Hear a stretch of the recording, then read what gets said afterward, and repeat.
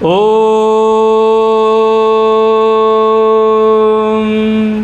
यज्जाग्रतो दूरमुदैति दैवं तदुसुप्तस्य तथैवैति दूरङ्गमं ज्योतिषां ज्योतिरेकं तन्मे मनः शिवसंकल्पमस्तु।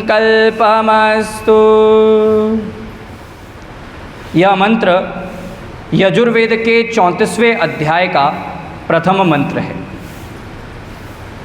इस मंत्र में सबसे पहले मन का स्वरूप बताया गया है और साथ ही साथ मन को हम शुभ संकल्पों में किस प्रकार प्रवृत्त कर सकते हैं, मन को किस प्रकार से शुभ संकल्पों में लगा सकते हैं, इसका विधान भी इस मंत्र में है। मेरा स्वभाव है वेद प्रवचन की तरह नहीं होता, इसे कक्षा के रूप में पढ़ना चाहिए। जैसे कक्षा में अध्यापक पढ़ाता है और विद्यार्थी पढ़ते हैं, अध्यापक प्रश्न पूर्वक अपने पाठ को पढ़ाता है। अध्यापक को कुछ समझाना चाहता हो तो प्रश्न प्रति प्रश्न करता है और विद्यार्थी का क्या स्वभाव होता है? उत्तर देना। तो आपसे यही अपेक्षा रखूंगा कि आप उत्तर दें। कौन कौन आप में से ऐसा है जो मन को सदा कोसता है? कोसते हैं ना? अरे मन बड़ा चंचल है, मन बड़ा चंचल है, ये तो लगता ही नहीं, टिकता ही नहीं। स्वामी जी पूछते हैं ध्यान करते हो? तो लोग कहते हैं स्वामी जी ध्यान करते हैं लेकिन ध्यान में मन नहीं लगता। शिकायत करते हैं ये मन ही बड़ा चंचल है, इसको मैं कैसे टिका सकता हूँ, इसको मैं कैसे लगा सकता हूँ। हम मन पर दोषारोपण करते हैं और अपने मन को अपना सबसे बड़ा शत्रु मानते हैं। लेकिन इस वेद मंत्र में बताया है क्या वास्तव में ये मन आपका शत्रु है? ये मन आपका शत्रु है या आपको बहुत दूर तक ले जाने वाला आपका मित्र है? इस पर विचार करिए। मंत्र में कहा गया यत् जाग्रतो दूरम उदयति दैवम। यत् जाग्रतः, हमारी जागृत अवस्था में जब हम जागते हैं, अभी आप सब जागे हुए हैं या किसी को नींद आ रही है? सब जागे हैं ना? तो यत् जाग्रतः, जागृत अवस्था में दूरम उदयति, ये मन दूर दूर लेकर के जाने वाला है। जागृत अवस्था में मन बड़ा दूर दूर तक लेकर के जाता है। कितना दूर लेकर के जाता है? अभी आप सहारनपुर आए हैं, उत्तर प्रदेश में आए हैं। कई लोग बड़े दूर दूर से आए होंगे, कई लोग बड़े पास से आए हैं। कोई पंजाब से आया होगा, कोई हरियाणा से आया होगा। मन क्या करेगा? आप सहारनपुर बैठे हैं, आपको पंजाब की याद दिलाएगा। हाँ जी, लेकर जाता है दूर मन या नहीं? आप यहाँ बैठे हैं, आपको ऑस्ट्रेलिया तक के ख्याल आ सकते हैं। ऑस्ट्रेलिया तक के विचार की ऑस्ट्रेलिया में क्या होता है, यूएसए में क्या होता है, मैं यूएसए जाऊँगा तो क्या करूँगा, ये सब विचार मन में आते हैं। तो जागते हुए ये मन आपको कितनी दूर तक लेकर के जाता है? आप भारत बैठे हैं, आपको रूस तक का दृश्य दिखा देगा ये मन। रशिया तक के विचार आपके मन में उठते रहेंगे। तो जागृत अवस्था में ये मन बहुत दूर तक लेकर के जाता है। फिर मंत्र में कहा गया तदु सुप्तस्य तथैवैति, सोते हुए भी ये मन कुछ कम नहीं है। सोते हुए भी मन बड़ा दूर तक लेकर के जाता है। हाँ जी, कभी तो सपना आता होगा विदेश यात्रा का, आता है? किसी को सपना आता है विदेश यात्रा का? हाथ खड़ा करें। आता होगा, सबको आता होगा। अच्छा, विदेश यात्रा का नहीं आता, दूर तक जाने की बात छोड़ दीजिए, डिस्टेंस से दूर जाना छोड़ दीजिए। कभी ये सपना आता है, स्वप्न आता है कि मैं कक्षा में प्रथम आ गया, हाथ खड़ा करिए। कक्षा में प्रथम आने का सपना, कक्षा में अव्वल आने का सपना, ये तो आता होगा। कोई व्यवसाय करने वाला है, उसको ये सपना आता होगा मेरा व्यवसाय टॉप पर पहुंच जाए। ये किस किस को सपना आता है? व्यवसाय वाला कोई नहीं है क्या यहाँ पर? हाँ, आता है कि हमारा व्यवसाय टॉप पर पहुंच जाए, उच्च शिखर पर पहुंच जाए।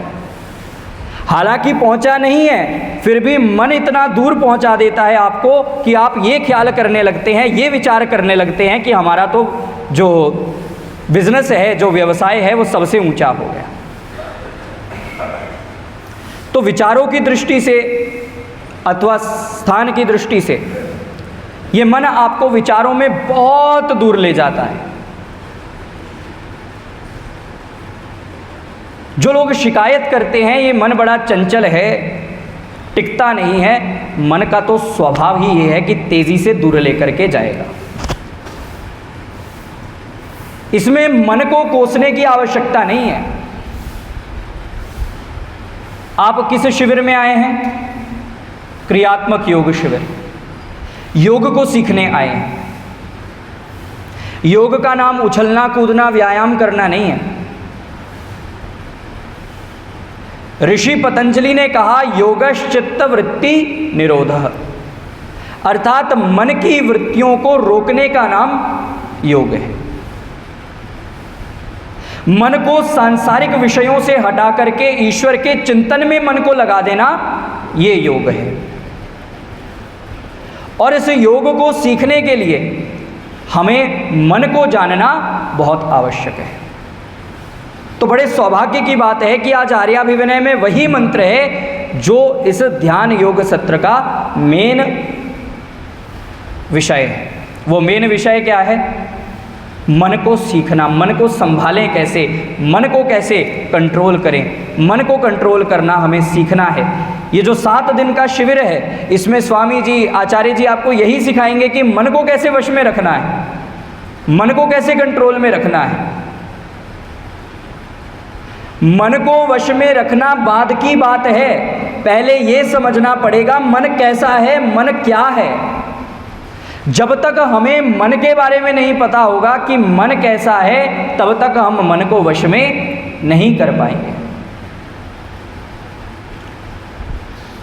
गाड़ी चलाने के लिए आप गाड़ी में ऐसे ही बैठ जाते हैं या पहले पता करते हैं गाड़ी के कंट्रोल्स कैसे हैं? पता करते हैं या ऐसे ही बैठ जाते हैं? उत्तर दीजिए। मैंने कहा प्रवचन नहीं है, कक्षा है। हाँ, पता करते हैं। गाड़ी के कंट्रोल्स जानना आवश्यक है गाड़ी में बैठने से पहले, लेकिन मन को वश में करने से पहले मन के विषय में जानना आप नहीं समझते। तो मन के विषय में समझना है।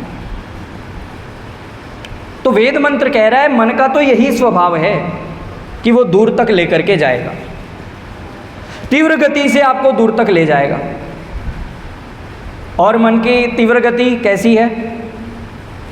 एक क्षण में आपका विचार होगा ऑस्ट्रेलिया का, दूसरे ही क्षण में अमेरिका का विचार आ जाएगा। एक ही क्षण में आप अपने बिजनेस के बारे में, व्यवसाय के बारे में सोच रहे होंगे और दूसरे ही क्षण परिवारवाद आ जाएगा, परिवार के विषय में मन सोचने लगेगा। तो देखा कितनी तीव्रता से ये मन पलटी मारता है, कितनी तीव्रता के साथ। पहले परिवार के विषय में सोच रहा था, फिर व्यवसाय के बारे में सोचने लगेगा।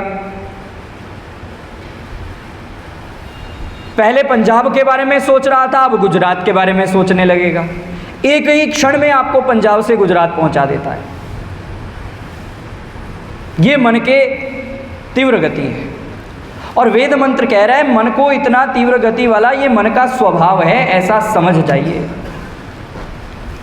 मन बड़ा चंचल है, ये शिकायत करना गलत है। मन की चंचलता को मिटाने का उपाय सीखना है, और मन की चंचलता को मिटाने से पहले मन का स्वभाव जानना है। हाँ या ना में सब मिलकर उत्तर देंगे। मैं एक स्वर से उत्तर सुनना चाहता हूँ। क्या विमान में बैठकर, फ्लाइट में बैठकर कभी आपने ये शिकायत की है ये फ्लाइट बड़ी तेज उड़ती है? हाँ या ना?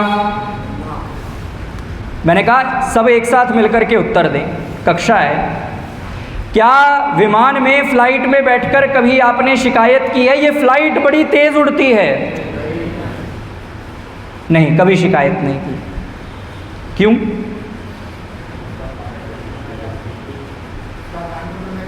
उसका काम ही उड़ने का है। वो तेजी से उड़ेगी तभी आपको आपके गंतव्य तक पहुंचाएगी। फ्लाइट तेज उड़ेगी तभी जाकर के आपको आपके गंतव्य तक पहुंचाएगी। उसी प्रकार ये मन बड़ा तेजी से विचार करता है, बड़े तेजी से विचार उठाता है, ये उसका स्वभाव है आपको आपके गंतव्य तक पहुंचाने के लिए। आपका गंतव्य क्या है? कल भी आचार्य चंद्रेश जी ने निर्देश किया था, आपका गंतव्य, आपका लक्ष्य क्या है? ईश्वर प्राप्ति करना आपका मुख्य लक्ष्य है, आपका उद्देश्य है। जब किसी स्थान में जाने के लिए आपको तेज से तेज विमान चाहिए, तेज से तेज रेलगाड़ी चाहिए, तो ईश्वर तक पहुंचने के लिए आपको मंद गति का मन क्यों मिलेगा? मन तेजी से गति करता है, ये मन का स्वभाव है और ईश्वर ने इसे ऐसा बनाया ताकि आपका कल्याण हो सके, आप अपने गंतव्य तक पहुंच सके, मोक्ष को प्राप्त कर सके, ईश्वर को प्राप्त कर सके। इसीलिए ये मंत्र, ये मन ऐसा है और इसी मन के साथ आपको मोक्ष तक जाना होगा, इसी मन के साथ जाना होगा। ये मन ही आपको पहुंचाएगा, लेकिन मन तभी पहुंचाएगा जब मन के संकल्प शिव यानी कल्याणकारी होंगे। इसीलिए इस मंत्र में कहा तन्मे मनः शिव संकल्पमस्तु, मेरा मन कैसा हो? शिव संकल्प वाला हो, मेरा मन शुभ संकल्पों वाला हो, धार्मिक संकल्प से युक्त हो, कल्याणकारी संकल्पों से युक्त हो, ऐसा मेरा मन हो। ये इस वेद मंत्र में संदेश दिया गया है। मन की तीव्र गति पर शिकायत नहीं करनी है जी, मन बड़ा चंचल है। आपको जैसे तेज विमान से कोई शिकायत नहीं रहती, वैसे आपको तेज मन से भी शिकायत नहीं रहनी चाहिए। अच्छा, विमान से शिकायत कब होती है आपको? जब प्लेन डगमगाने लगे, क्या कहते हैं उसको, टर्बुलेंस आ जाना प्लेन में। विमान अगर डगमगाने लग जाए, भय आ जाता है, क्रैश हो जाएगा विमान, गिर जाएगा विमान, मर जाएंगे, तब आप शिकायत करते हैं, हाँ या ना? तब तो शिकायत करते हैं ना, जान तो सबको प्यारी है, उस समय शिकायत करेंगे। उसी प्रकार से मन के विषय में तब शिकायत करो जब आप मन को गलत दिशा में लेकर के जा रहे हैं, और वो भी किसी से शिकायत करने का कोई लाभ नहीं, स्वयं से शिकायत करो। आत्मनिरीक्षण करते हैं ना, आत्मनिरीक्षण है स्वयं का निरीक्षण करना। तो स्वयं का निरीक्षण करते हुए स्वयं से कहिए किस गति में अपने मन को लेकर के जा रहा है। किस दिशा में मन को लेकर के जा रहा है। भजन रच दिए गए, ये मन ना जाने क्या क्या दिखाए, अरे मन बड़ा चंचल है, ऐसे ऐसे भजन बना दिए गए। लेकिन वास्तव में आत्मा है जो मन को लेकर के जाने वाली है, चाहे अच्छे विषयों की ओर लेकर के जाए या बुरे विषयों की ओर लेकर के जाए। ये आत्मा का कर्म है मन को चलाना।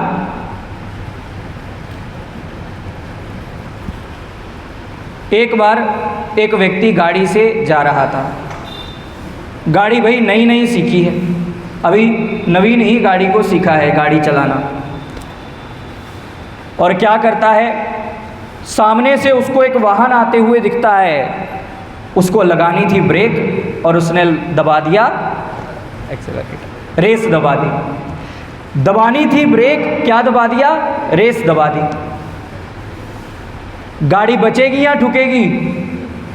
ठुक जाएगी। अब गाड़ी के ठुकने पर सामने वाली जो गाड़ी जिसके साथ टकराई है उस गाड़ी का ड्राइवर बाहर आता है और कहता है, मूर्ख ये तूने क्या किया, गाड़ी ठोक दी मेरी, क्या तुझे गाड़ी चलानी नहीं आती, तूने तो मेरी गाड़ी ठोक दी। सामने वाला व्यक्ति कहता है, ये तो गाड़ी की गलती है। ये किसकी गलती है? गाड़ी की गलती है, इसमें मेरी क्या गलती? ऐसे व्यक्ति को मूर्ख कहा जाएगा, हाँ या ना? मूर्ख कहा जाएगा। जो व्यक्ति ऐसा कहता हो कि गाड़ी ने गलती की है, मेरी कोई गलती नहीं, उसको मूर्ख नहीं तो क्या कहेंगे? उसी प्रकार से आपका मन गलत विषयों की ओर जाता है, इसमें गलती मन की नहीं है, इसमें गलती किसकी है? हमारी गलती है कि हम उस मन को वश में नहीं कर पा रहे। हमें मन को श्रेष्ठ विषयों की ओर लेकर के जाना है, शिव संकल्पों की ओर, कल्याणकारी संकल्पों की ओर लेकर के जाना है, और हम उसको गलत दिशा में लेकर के जा रहे हैं, हम उनको सांसारिक विषयों की ओर लेकर के जा रहे हैं। इसमें गलती हमारी है, ना कि मन की। इसीलिए कहा, यत् जाग्रतो दूरमुदैति दैवम तदु सुप्तस्य तथैवैति।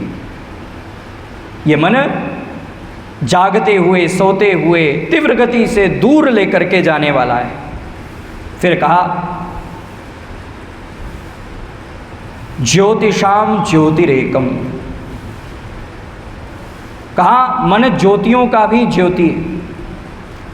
ज्योति का अर्थ है इंद्रियां। मन ऐसा है जो इंद्रियों का स्वामी है। इंद्रियां जो कुछ करती हैं वो मन के अनुसार करती हैं। और ज्योति का एक अर्थ होता है सूर्य आदि पदार्थ। सूर्य, अग्नि, इन सबको आप ज्योति कहते हैं ना। अभी यज्ञ भी कर रहे थे, अग्निर्ज्योतिर्ज्योतिरग्नि स्वाहा। तो अग्नि को भी ज्योति कहते हैं, सूर्य को भी ज्योति कहते हैं। तो ऐसे चमकने वाले जो पदार्थ हैं, सूर्य, अग्नि आदि, इनको भी ज्योति कहते हैं। तो वेद मंत्र ने कहा, ज्योतिषाम ज्योतिरेकम, ज्योतिषाम ज्योति, अर्थात यह मन इन ज्योतियों का भी ज्ञान कराने वाला है। मन प्रकाशकों का प्रकाशक है, अर्थात जो हमें प्रकाश देने वाले हैं, ये अग्नि है, ये सूर्य है। इन प्रकाश देने वाले पदार्थों का ज्ञान कराने वाला मन है। अग्नि के विषय में आपको कुछ ज्ञान चाहिए, सूर्य के विषय में कुछ ज्ञान चाहिए, वो कब संभव है? मन से संभव है। इसीलिए इसे कहा, ये ज्योति प्रकाशकों का भी ज्योति प्रकाशक है। ऋषि दयानंद ने लिखा, मन के बिना किसी पदार्थ का प्रकाश कभी नहीं हो सकता। अर्थात मन के बिना किसी पदार्थ का ज्ञान नहीं हो सकता। प्रकाश और ज्ञान ये दोनों समानार्थी शब्द हैं, इनका एक अर्थ होता है, खासकर वेद मंत्रों के संदर्भ में। तो मन कैसा है? मन समस्त पदार्थों का ज्ञान कराने वाला है। और ऋषि ने यह भी लिखा कि मन बड़ा चंचल वेग वाला मन आपकी कृपा से स्थिर शुद्ध धर्मात्मा विद्या युक्त हो सकता है। मन तो चंचल है, मैंने अभी आपको बताया, आधा घंटा इसी पे लगा दिया कि मन का स्वभाव कैसा है। बड़ी तेजी से, बड़ी तीव्र गति से दूर तक लेकर के जाता है। ऋषि दयानंद ने लिखा, मन तो चंचल है, मन तो दूर तक जाएगा, ये उसका स्वभाव है, लेकिन परमात्मा की कृपा से ये शुभ संकल्पों वाला हो सकता है। और मन कितना है, मन कितने हैं? ये जो मॉडर्न साइंस वाले हैं, साइकोलॉजी वाले हैं, ये लोग कहते हैं अजी मन बहुत सारे हैं। एक कॉन्शियस माइंड है, एक सब कॉन्शियस माइंड है, एक अनकॉन्शियस माइंड है। वेद कहता है बकवास की बातें हैं ये। वेद कहता है ज्योतिषाम ज्योति ही एकम। मन कितना है? एक है। ये जो साइकोलॉजी वाले कहते हैं ना आपके पास सब कॉन्शियस ये चीज़ें हैं, आपके पास मन एक ही है। वो सब कॉन्शियस वगैरह कुछ और होगा, मन नहीं हो सकता, क्योंकि वेद इसमें प्रमाण है, परम प्रमाण है कि मन एक ही है।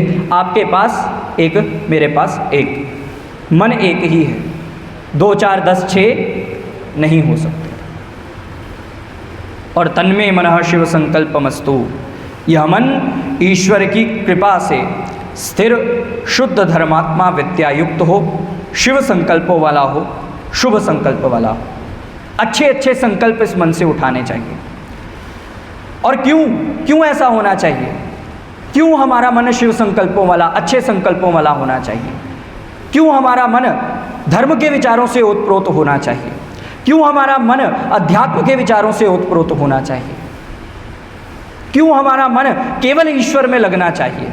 इसका कारण क्या है? कारण ऋषि दयानंद लिखते हैं, जिससे हम कुकर्म में कभी ना फंसें, सदैव विद्या धर्म और आपकी सेवा में रहें। ये आर्याभिविनय में ऋषि दयानंद ने लिखा। मन को आप वश में क्यों करना चाहते हैं, ईश्वर में क्यों लगाना चाहते हैं? सांसारिक विषयों से हटा करके ईश्वर में लगाने का प्रयोजन क्या है? क्या प्रयोजन है? प्रयोजन ये है कि हम कोई गलत काम ना करें। और गलत काम करने से कब बचेंगे? जब मन अच्छे संकल्प वाला होगा, जब मन हमारे वश में होगा।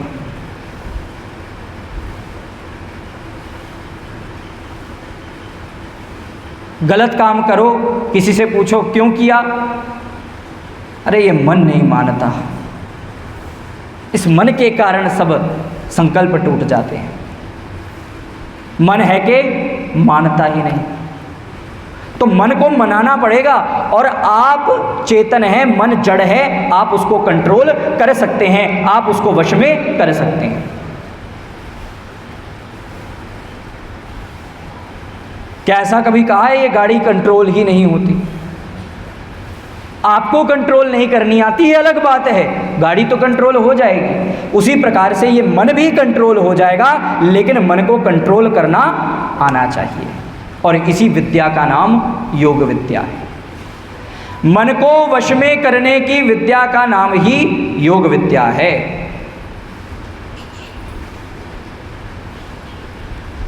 तो योग विद्या के माध्यम से अपने क्लेशों का नाश करके व्यवहार काल में अपने आचरण को अच्छा करके, यम नियमों का पालन करके, और उपासना काल में आसन प्राणायाम प्रत्याहार धारणा ध्यान युक्त होकर के आप अपने मन को वश में कर सकते हैं। ध्यान करते समय कभी मन में उल्टे सीधे विचार नहीं आने चाहिए। ध्यान के समय केवल और केवल ईश्वर के विचार आने चाहिए। ध्यान करते समय आपको ये विचार आए मेरे बीवी बच्चे क्या कर रहे हैं, घर पर क्या चल रहा है, तो आपका ध्यान सफल नहीं हुआ। ये तो हो गया ध्यान काल की बात कि ध्यान काल में मन को ईश्वर में ही लगाना चाहिए। क्या व्यवहार काल में भी ये करना है? हाँ जी, व्यवसाय पर नहीं जाना क्या? 24 घंटे ईश्वर को याद करना है। व्यवसाय नहीं है आपका, है ना? दोनों को एक साथ लेकर के चलना है।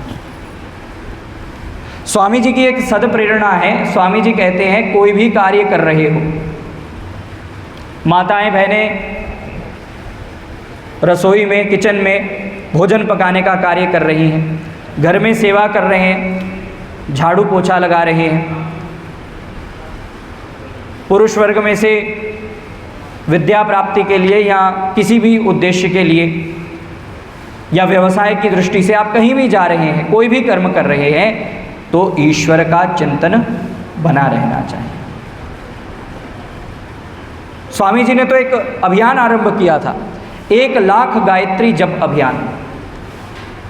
इस टारगेट को पूरा करना है। पूरे दिन गायत्री मंत्र का जप करते रहो, मन में गायत्री मंत्र का जप चलते रहना चाहिए। और व्यक्तिगत तौर पर मैं बताता हूँ, मुझे इससे बड़ी लाभ प्राप्त हुआ है। आप प्रयास करेंगे तो आपको भी लाभ प्राप्त होगा, आध्यात्मिक लाभ मिलेगा, निश्चित रूप से मिलेगा। कोई भी काम कर रहे हो, मन में ईश्वर का स्मरण बने रहना चाहिए। इसी को ईश्वर प्रणिधान कहा जाता है। ईश्वर प्रणिधान की भावना से ओतप्रोत आप रहने चाहिए। तो इस प्रकार मन के स्वभाव को समझिए। मन तो तीव्र गति से आपको दूर लेकर के जाने वाला है। ये आप पर निर्भर करता है कि आप किस दिशा में जाना चाहते हैं। आप संसार की दिशा में जाकर संसार में फंसे रहना चाहते हैं या इस दिशा से उल्टा चलकर ईश्वर की ओर जाकर ईश्वर को प्राप्त करना चाहते हैं, यह आप पर निर्भर करता है। इसी प्रेरणा के साथ आज की कक्षा को, वेद प्रवचन की कक्षा को विराम देते हैं। धैर्यपूर्वक सुनने के लिए आप सभी का बहुत बहुत धन्यवाद। ओम शांति शांति शांति। सर्वेभ्यो नमः। सबको सादर नमस्ते जी।